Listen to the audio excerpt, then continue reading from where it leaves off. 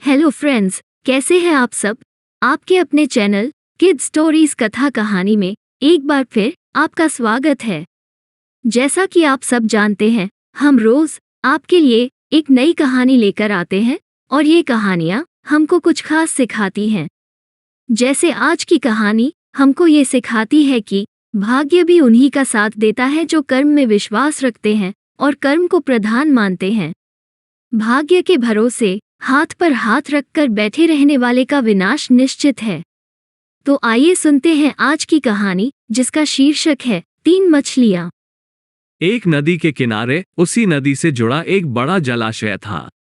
जलाशय में पानी गहरा होता है, इसलिए उसमें काई तथा मछलियों का प्रिय भोजन जलीय सूक्ष्म पौधे उगते हैं। ऐसे स्थान मछलियों को बहुत रास आते हैं। उस जलाशय में भी नदी से बहुत सी मछलियां आकर रहती थी। अंडे देने के लिए तो सभी मछलियां उस जलाशय में आती थी। वो जलाशय लंबी घास व झाड़ियों द्वारा घिरा होने के कारण आसानी से नजर नहीं आता था। उसी जलाशय में 3 मछलियों का एक झुंड रहता था। उनके स्वभाव एक दूसरे से बिल्कुल अलग थे। अन्ना नाम की मछली संकट आने के लक्षण मिलते ही संकट टालने का उपाय करने में विश्वास रखती थी। प्रत्यु नाम की मछली कहती थी कि संकट आने पर ही उससे बचने का यत्न करो। यद्दी नाम की मछली का ये विचार था कि संकट को टालने या उससे बचने की बात बेकार है, करने कराने से कुछ नहीं होता, जो किस्मत में लिखा है वो होकर ही रहेगा। एक दिन की बात है, शाम के समय कुछ मछुआरे नदी से मछलियां पकड़कर घर जा रहे थे।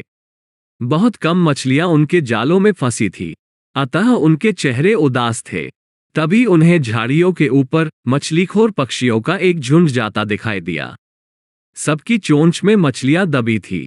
वे चौंके। एक ने अनुमान लगाया, दोस्तों, लगता है झाड़ियों के पीछे नदी से जुड़ा जलाशय है जहां इतनी सारी मछलियां पल रही हैं। मछुआरे पुलकित होकर झाड़ियों के रास्ते होते हुए जलाशय के तट पर आ पहुंचे और ललचाई नजर से मछलियों को देखने लगे। एक मछुआरा बोला, अरे वाह, इस जलाशय में तो मछलियां भरी पड़ी हैं। आज तक हमें इसका पता ही नहीं लगा। दूसरा बोला, यहाँ हमें ढेर सारी मछलियां मिलेंगी। तीसरे ने कहा, आज तो शाम घिरने वाली है, कल सुबह ही आकर यहाँ जाल डालेंगे। इस प्रकार मछुआरे दूसरे दिन का कार्यक्रम तय करके चले गए। तीनों मछलियों ने मछुआरों की बात सुन ली थी। कुछ ही देर में मछुआरे के जाल में प्रत्यु फंस गई। मछुआरे ने अपना जाल खींचा और मछलियों को किनारे पर जाल से उलट दिया। बाकी मछलियां तो तड़पने लगी, परंतु प्रत्यु दम साधकर मरी हुई मछली की तरह पड़ी रही।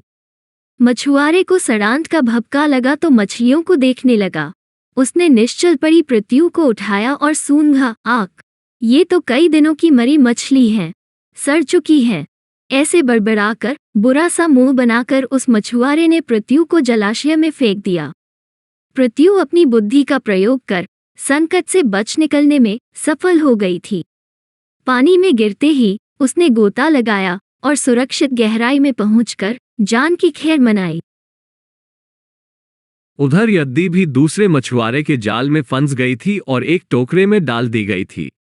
भाग्य के भरोसे बैठी रहने वाली यद्दी ने उसी टोकरी में अन्य मछलियों की तरह तड़प तड़प कर प्राण त्याग दिए।